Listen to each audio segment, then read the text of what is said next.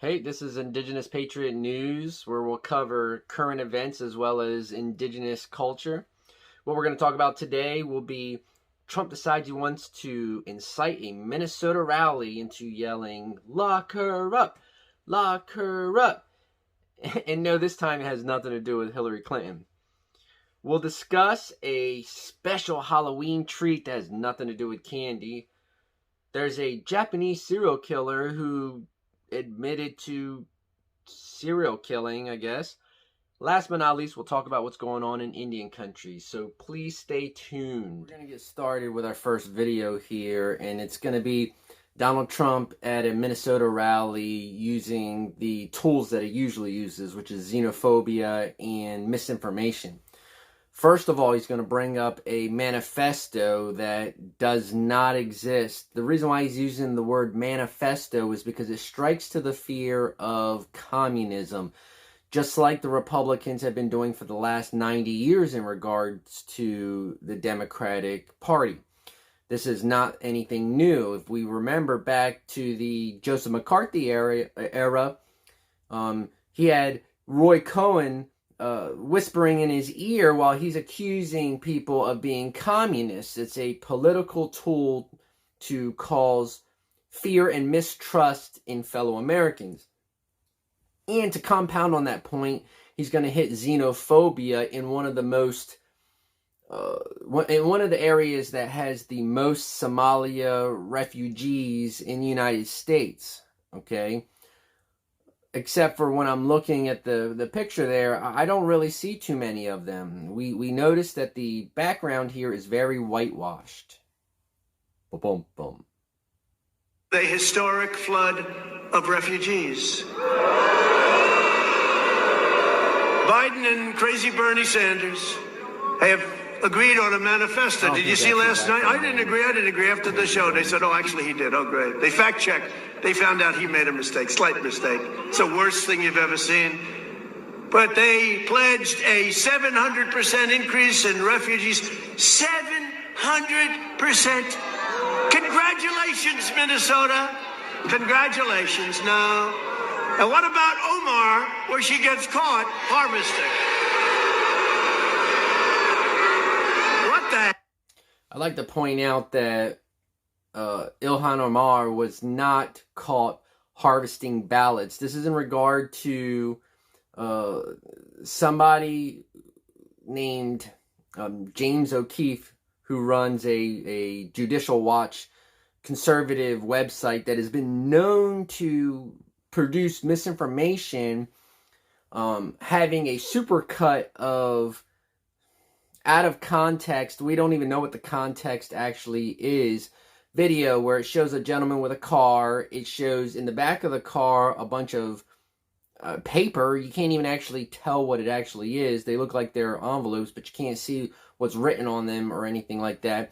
The Somalian that they speak, if that's the correct term for the language, actually happens to be subtitled by Judicial Watch, and it's not even for Ilhan Omar's campaign that the gentleman was apparently going around and discussing with people on. Okay? Hell is going on. I hope your U.S. attorney is involved. What is going on with Omar? I've been reading these reports for 2 years about how corrupt and crooked she is. Let's get with it. Let's get with it.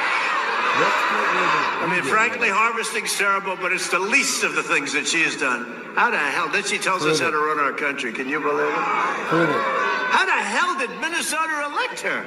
What the hell is wrong with you people? Right? What the hell happened? These guys in the stand up. Are you a big fan of Omar? I don't think so. Stand up. Look at this guy. It looks like nobody's going to fight him. I don't think you're a big fan of Omar, right? No, she's been crooked for a long time. This is the least of it. It's time. And you know what? AOC also, it's time. It's time. You take a look at what the corruption, the disgusting corruption. 700% increase, refugees coming from the most dangerous places in the world, including Yemen, Syria, And your favorite country, Somalia, right? You love Somalia. This guy loves Somalia. Biden will turn Minnesota into a refugee camp, and he said that. Overwhelming public resources, overcrowding schools, and inundating your hospitals. You know that. It's already there. It's a disgrace what they've done to your state. It's a disgrace. We've ended the refugee influx into your state. You were one of the most hard-hit states for whatever reason. We've ended it. You know that, right? Do you know that? Does anybody know this? Does anybody know this? I don't think they tell you about it, but, they talk about the suburbs, women in the suburbs. I ended a regulation that nobody would have done. This brings public housing, low-income housing into the suburbs. And by the way, just so we can get this right, 30% of the people in the suburbs are low-income people. 30% of the people in the suburbs are minorities. And so we're ruining this American dream for everybody. But he's got a plan. It's the worst thing you've ever seen, having to do with zoning. They zone you out. They build low-income housing next to your house. So, did we just hear him say that in Minnesota, 30% of the people in the suburbs are low-income people, 30% of the people in the suburbs are minorities? We just heard him say that. Let's go back a little bit. About the suburbs, women in the suburbs. I ended a regulation that nobody would have done. Which was equal This housing. brings public housing, low-income housing into the suburbs. And by the way, just so we can get this right, 30% of the people in the suburbs are low-income people. 30% of the people in the suburbs are minorities. And so we're ruining this American dream for everybody. But he's got a plan. It's the worst thing you've ever seen. Like, we don't want to condemn white supremacists, but let's condemn 30% of the population that happens to be low income and 30% of the population that happens to be minorities. Like we're conflating the two when... So, black people, brown people, and by brown I mean Native Americans as well as the Latin community, whether that's Latinas or Latinos, Asians, maybe all of them together equal the 30% that he's talking about, because white people make up 77% of the population. So that's got to deal a little bit with them as well. This video is off the hook. The man literally just said 30% of the population is low income. 30% of the population is minorities. We're ruining the American dream.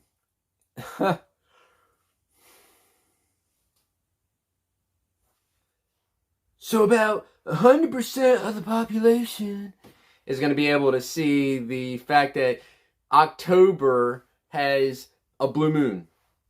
What a blue moon actually is the second full moon in a month. Most years you only end up with one full moon a month, so that's going to be 12 full moons in the course of a year. But this year has 13. We end up with October 1st as one full moon and October 31st as the second full moon. So on Halloween, it's an extra special treat that we will have a blue moon. You know how they say, well, I'll give you that money once in a blue moon. Go collect your checks, guys. Go collect your checks. Maybe then you can move into the suburbs. So I'm going to discuss a Japanese serial killer. He was arrested in 2017. Some of the description I'm going to give may have a little bit of shock value to them, but they're not going to be overly descriptive, so bear with me if you are interested in this type of topic. The guy called himself the hangman. I guess that's a very apt term for somebody that strolled along the highways of Twitter looking for people that were suicidal, asking them to meet up with him, and then he strangled them.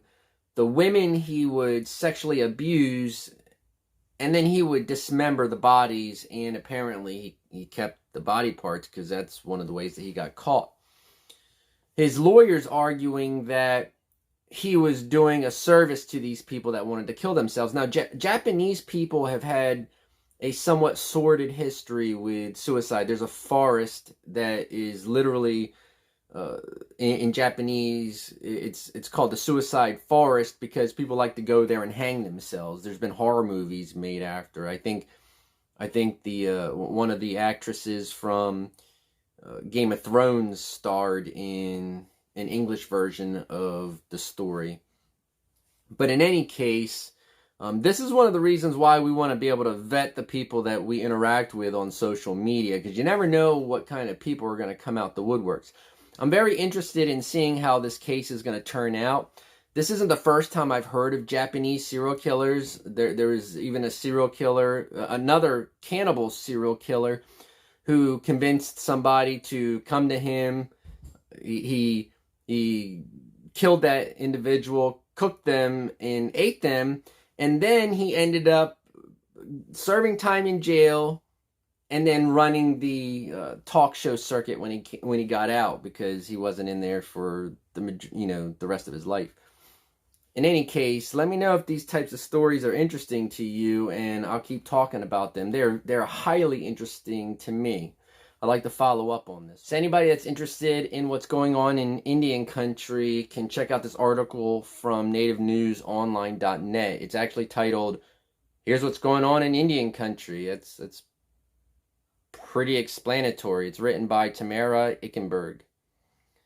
So there's a virtual 2020 Chickasaw annual meeting. It's Saturday, October 3rd at 9 a.m. CDT.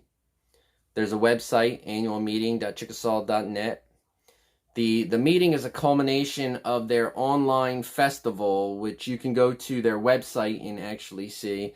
It has an address by their governor. There's prize drawings, etc. The festival actually started September 26th, and I'm assuming that it's going to go through until Saturday when they have the annual meeting. The website's on the article. MDP Native Vote Program Virtual Powwow. That's going on from next Monday, October 5th, through Friday, October 9th. That's an entire week. I wish our powwows went for an entire week. They have a website as well as a Facebook page. You can register to be a dancer if you do Indigenous dancing. It's politics, powwow, and the pandemic era trend of socially distanced celebrations will unite at the Native Vote Virtual Powwow hosted by the Montana Democrats Native Vote Program. 406 nations, and Montana Democratic Party. The politically active powwow will be a whirlwind of dancing, drumming, Native Montana art, Native stories of resilience, and appearances by Democratic politicians and Native Democratic candidates. I'm checking that out, 100%. Maybe I'll discuss what I find out. Hearts of Our People, Native Women Artists Exhibition opens Wednesday, October 7th and runs through January 3rd, 2020. That gives us plenty of time to actually see it. They have a website. It actually takes place at the Philbrook Museum of Art in Rockford Road, Tulsa, Oklahoma. It says, Hearts of Our People features a millennia's worth of artwork by more than 100 Native women from the U.S. and Canada. The celebration of the accomplishments of Indigenous female creatives includes pottery, textiles, painting, and photography.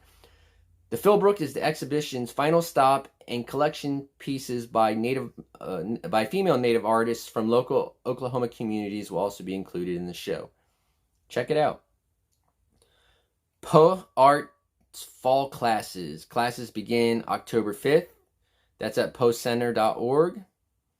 Says, starting next week, both aspiring and experienced artists can learn directly from New Mexico Pueblo masters in free online classes offered by the Po Cultural Center, located on the Pueblo of Pojaque. I assume that's how you say it. Rain sash weaving, pottery, sewing, and jewelry making are on the menu, and classes kick off with the native sewing on Monday, October 5th. Classes will be held via Zoom, and class sizes are limited, so if you want to register for that, there's the link. You can also contact Jake Villarreal at the number provided.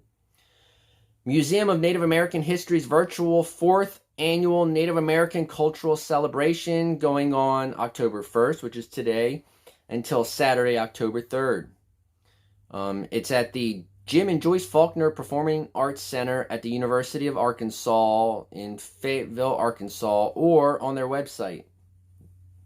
The Museum of Native American History in Bentonville, Arkansas is moving its annual Native American cultural celebration online this year, but they've left a little room for a socially distanced physical gathering.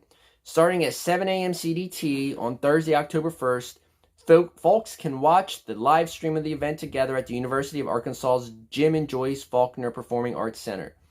Seating is very limited, and reservations can be made at uarkartstickets.com. Yeah. This year's celebration is themed 4 Directions, One Earth, Mission United. And it will feature Commander John Harrington, the first Native American astronaut, along with an array of indigenous artists, writers, and craftspeople. The live stream will be broadcast on the Mona website. It's really awesome. It's a lot of stuff going on that very much interests me. Let me know if you check out any of that. I'd love to have the discussion of the things that you found interesting. Some of the arts that you may see are things that I'll actually feature on the channel overall, because we will show pine needle basket weaving at some point, hopefully. I'm trying to get together a flint knapping video, and flint knapping is actually where you use pressure flaking to make stone blades like arrowheads, like the traditional arrowheads.